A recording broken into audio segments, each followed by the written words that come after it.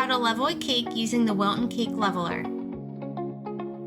Using a leveling tool helps create an even and symmetrical surface to remove that top round layer of cake so you are able to stack and decorate cakes easily. This leveler has numbers 1 through 9 on either side to help you measure the exact height where you will level the cake. Place the leveler in front of the cake so you can determine your preferred height.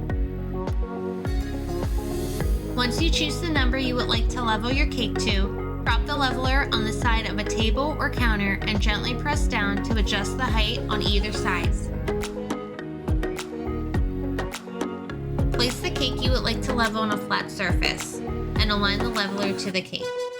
In a sawing motion, work the leveler through the cake. I prefer using a cutting board to place the cake on since it holds it in place really well, but if you prefer, place one hand on top of the cake to hold it in place.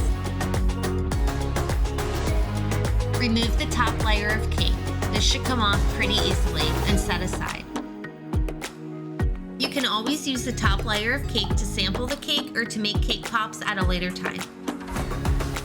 If for whatever reason you would like to level more of the cake off, repeat this process as necessary. Thanks for watching this video. Please like and subscribe.